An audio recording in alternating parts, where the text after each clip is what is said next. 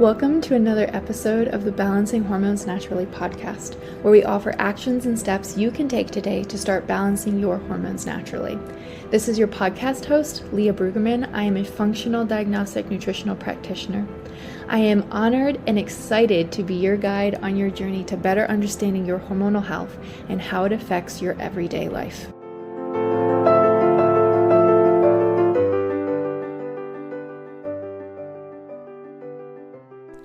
Hey ladies, so we are back for an interesting episode here today. We're going to talk about birth control and specifically like how to prepare to come off of birth control, and also talk a little bit about like post-birth control syndrome, like how to support your body, and all of that. And I definitely want to put the disclaimer out here that this is not a shame episode whatsoever. This is literally just to provide education. Again, this is not medical advice. I want you to become more informed, and I want you to take this information and look deeper into it and just learn more about your body. I need to plug my computer in. Not that you wanted to know that. Fun fact that maybe you don't also want to know, but I don't really edit these podcasts, and I've had guests come on before and they'll say something and I'm like, well, if you actually want me to edit something out, you have to tell me, because otherwise I just leave it in, because real life, you guys, I want you to feel like you're actually having a conversation with me, because you are. Okay, so we're going to talk mainly about the hormonal birth control pill. But, excuse me, sorry. But also, we're not really going to dive into like the copper IUD, because that's a whole different ball game there that has different effects. And everyone's always like, but the IUD, like the hormonal IUD, like is a low dose and it doesn't have the same effects, Leah, blah, blah, blah, blah, blah. Not exactly the same as completely shutting down ovulation, which is what birth control pill does, but each one of the different hormonal IUDs does play a different role on what it does. But I will say that you still see a lot of women on hormonal IUDs who don't ovulate, even though like the studies say that technically they should still ovulate. Real bodies are saying that that doesn't always happen. But mainly today, what we're talking about is the hormonal birth control pill, and then you can take and apply what you would like to your life, okay? So, something first that I think that everybody should know is that you can't balance your hormones while on birth control. Birth control also does not balance your hormones. It literally is shutting down ovulation, which is the most important part of your cycle. It's what brings your body to produce progesterone. It's what brings your period. It's literally the most important part of your cycle. So how on earth do you think you could balance your hormones when you're shutting down ovulation? That's like one of the biggest myths out there. And this is my mini rant that I'm just going to like put out there for a second. Like, I'm so sorry, but women who don't have a period and they're like, well, I never have a period when I'm not on birth control. And I just want to tell you that, honey, you are not having a period while you're on birth control either. That is called a pill bleed. In order to have a period, you need an ovulation, which on hormonal birth control, you are not getting. So what happens is you are getting this steady flow of synthetic fake hormones from the pill, and then they stop, and that causes a withdrawal bleed. And so that's why when you say, oh, I only have a period when I'm on the pill, and when I get off it, I just don't have one. You weren't even having one on the pill, and the birth control cannot balance your hormones. And that's why you still have these issues when you get off. And that's why it just makes me literally furious. Like, I could get so mad and so heated about this, especially when I'm talking to women who are trying to get pregnant and they have no cycle and their doctor puts them on birth control, and I'm just like, why on earth would you do that? Because you're trying to get pregnant, so let's put you on something that inhibits ovulation but gives you a regular bleed, as if that's going Oh my gosh, yeah. It literally, like, when you think about it like that, as birth control shutting down ovulation, doesn't everything else just make sense? I mean, doesn't it? Literally puts you in a postmenopausal state, which is why when you get off hormonal birth control, or when you're on hormonal birth control, you can't test your hormones. You have to wait at least 3 months until you get off, because otherwise you'll freak out when you look at your hormone levels and they're like postmenopausal, and you go, oh my goodness. Anyways, okay. I just don't like, why are the side effects just not talked about? And anyways, so microbiome disruption is huge. It compromises your gut microbiome. Birth control pills disrupt your normal flora, and they create an environment basically that is like a breeding ground for yeast and bad bacteria. Anyone wonder why they get a lot of UTIs while they're on birth control? And then also, okay, this is just going to be so many rants here, and this is because of the lack of education that I see, and the lack of I'm just going to say, we're just going to go with education. And women are just taught from this young age that you don't have a period, you have hormonal problems, you have all these issues, hormonal acne, let's put you on birth control, it's going to solve all your problems. And they're like, here, this is going to solve all your problems, let me not tell you about all of the side effects. So women come off of birth control and they try getting pregnant the next month, right? And I'm just over here like, we pass on our gut microbiome to our babies. So yes. So I think that's important to know. And again, this is not a shame episode. This is not for you to be like, oh my gosh, like blah, blah, blah. This is for awareness. I just want to spread awareness. And do I get a little heated?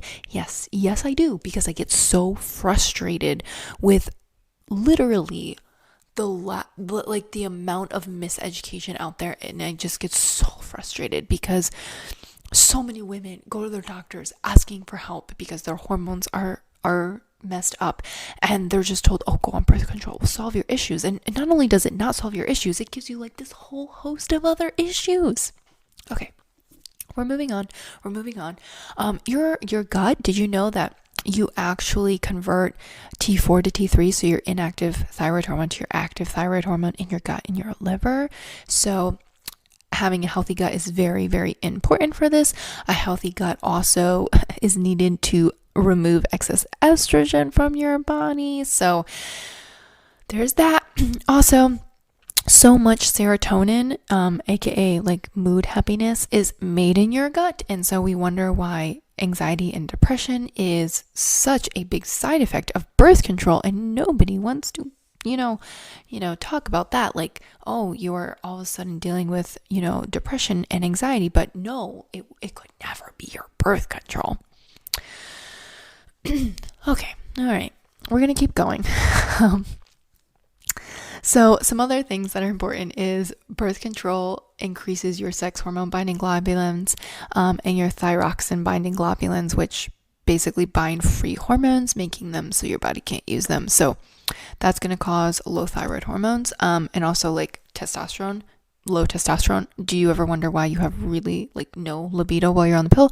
Or so many women experience thyroid issues post pill or even on the pill, like hair loss, struggling to lose weight, depression again, constipation, all of this. And it's a lot of these women don't even notice these symptoms until they come off of the birth control and their body's trying to rebalance. And this is why a lot of times if you have hormonal birth control or hormonal acne, they're like, let's put you on birth control, because it's like suppressing that sex hormone binding globulin. It's affecting your testosterone, which could be the cause of your acne. And so then when you come off of it, though, the acne's still there, because why are we not getting to the root cause? Okay, we're not even going to talk about the rest of the side effects. We're just like talking about like some like nutrient and gut issues. Okay, so the next one is it depletes so many vitamins and minerals from your body, and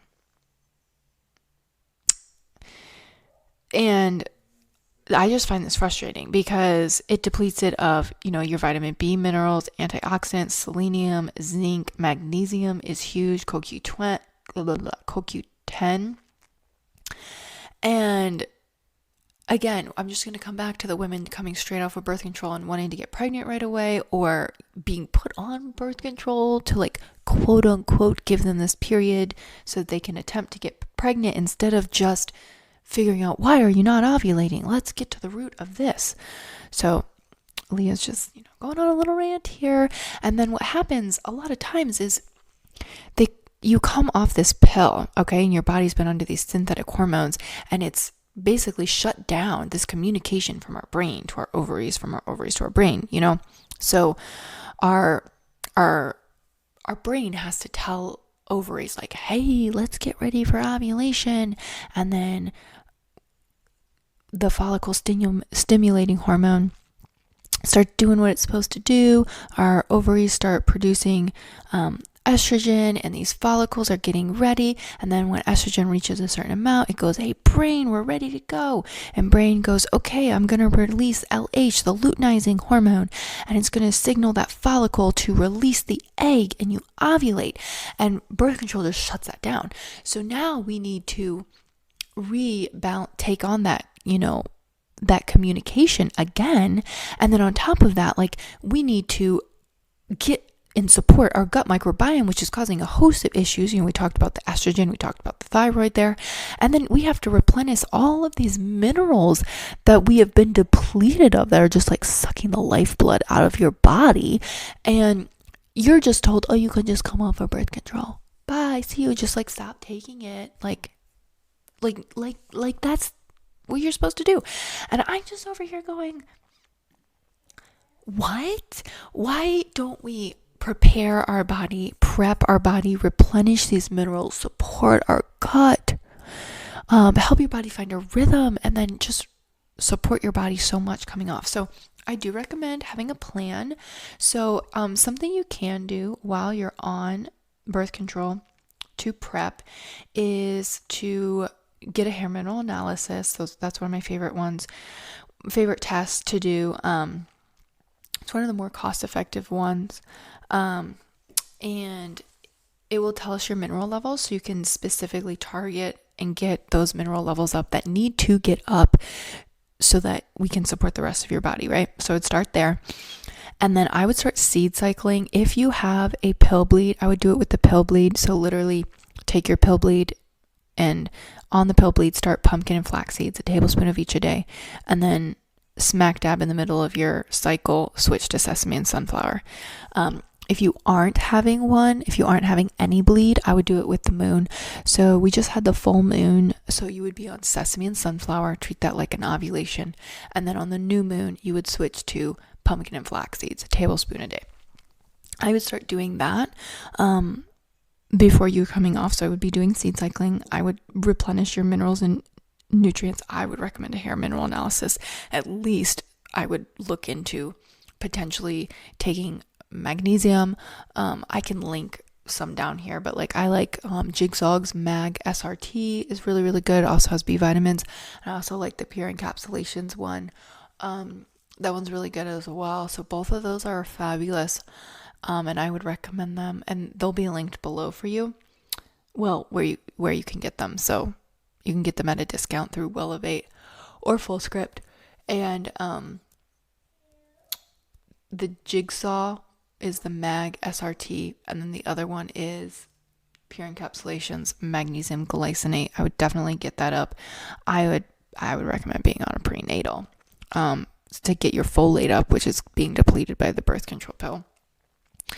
Again, this is not medical advice. You can take this to your doctor, go educate yourself, decide what's going to be best for you. This is just general information. But yeah, I would do seed cycling. I would do that. And then I would seriously, you guys, get on a spore-based probiotic. I like Megaspore. I can link that for you on the bottom as well. I think I have a code discount for you. Megaspore probiotic. I'm going to bring a guest on to specifically talk to you about this, but it helps your body. Like, it's not like a probiotic that's just dead and you're like 98% of probiotics out there, you're just like pooping out dollar bills, literally. But this one actually can influence your gut bacteria, so that help the good bacteria create more and target and get rid of the bad bacteria. So I really do like that one. I recommend that. And then I also recommend potentially going through like an elimination protocol, diet, healing phase. I don't like calling it diet, just to figure out, do you have any food sensitivities? I would get off that, because that can inhibit your absorption of minerals and nutrients, specifically like glyphosate. I would make sure like you're buying like anything that like Cheerios, oats, like bread, anything like that. If it's not organic, probably has glyphosate in it, which can directly impact your absorption of minerals. Again, probably a podcast for another day, but that's what I would recommend doing. I would start seed cycling. I would get your mineral and nutrient levels up. I would recommend getting a hair test. I would recommend taking a spore-based probiotic. And then once you come off, you guys, like 3 months after you come off, you can get a Dutch panel, which is a comprehensive hormone panel, and see where your hormones levels at and where you can support your body. And then 100%, like without a doubt, beyond a shadow of all human doubt, you need to be balancing your blood sugar. I'm not going to dive too much into this, because I have a podcast episode all on balancing your blood sugar, so you can just go back and listen to it. But that's going to be so important, because there is a lot of times women will notice post-birth control, they have like literally what is called post-birth control PCOS, where you have all these symptoms of PCOS, but you only got it post-birth control. And what happens when you're dealing with some of these symptoms, which may potentially be like maybe insulin resistance, what happens is every time your blood sugar is getting imbalanced, your ovaries are producing more testosterone, which can impact, obviously, your ovulation, right? And the reason why that is because if you're dealing with insulin resistance, when your blood sugar spikes, your body releases this insulin. If you're insulin resistant, your cells are like, what's insulin? So your body just keeps producing it. And these high levels of insulin can cause your ovaries to produce this testosterone. And so you have all these excess androgens, which, potentially, this is not the case for everybody, but they could be dealing with unwanted hair growth or unwanted hair loss and all of these other symptoms. And you're over here just so frustrated. And a lot of women experience hair loss post-pill. Remember, we talked about it affecting your thyroid and your mineral levels, which both impact your hair growth. So that's what I would recommend. I would do the hair test, support your gut, replenish minerals, figure out if you have any food sensitivities, eat very nutrient dense foods, then come off and, obviously talk to your doctor. This is not medical advice. I'm not advising you to do anything.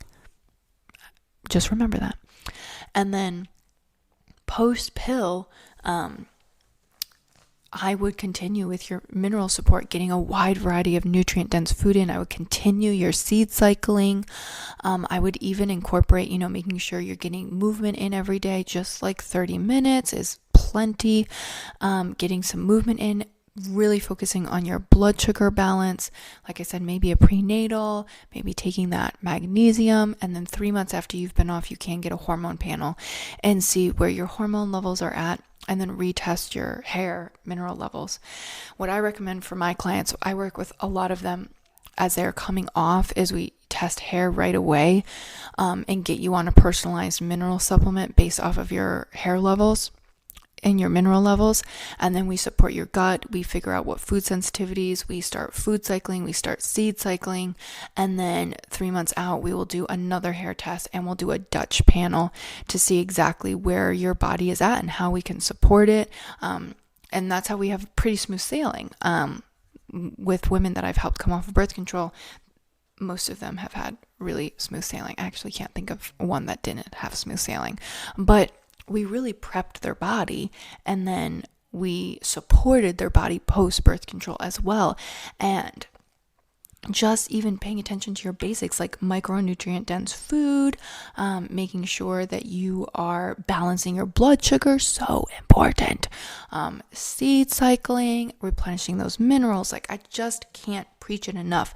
I just see so many times women just coming off of birth control, just like, I stopped taking my pill and I just went about my life. And then I wonder why I get all of these symptoms. You know, in some instances, women come off the pill and they're like, wow, my libido is so much better. I see that a lot. But then they start experiencing other symptoms.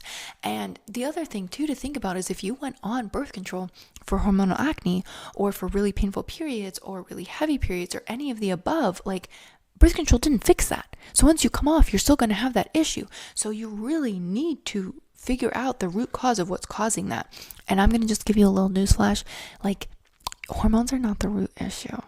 Hormones are so important. I talk about them all the time, but you also hear me talk about what is causing your hormones to be off. You know, like, what's causing them? Is it your mineral levels? Is it stress? Is your digestion? Are we not even absorbing our nutrients from our food? Like, there's so many things that could go into this, okay? So, that's my spiel for the day. You know, I would love for you, so I have some really cool guests coming on. If you listen to the end, like, I love you.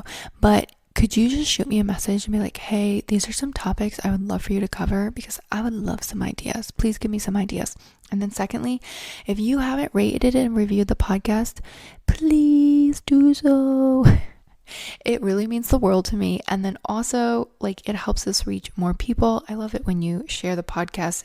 If you're listening to this right now, like share it to your story and tag me. And I just think that's so cool to see you guys watching it. I think we're going to do a raffle here coming off. I don't know what you're going to win, but it's going to be something cool for people who rate and review. So that would be cool. I would love you. That would be awesome. Okay, I'm done now. Bye. Thank you for listening to today's episode of Balancing Hormones Naturally. If you found this helpful, I would love for you to share it with a friend and post it on your stories and tag Balancing Hormones Naturally podcast so we can get this message out. You can find me on Instagram at Leah_BRUEG, and I would absolutely love to hear from you.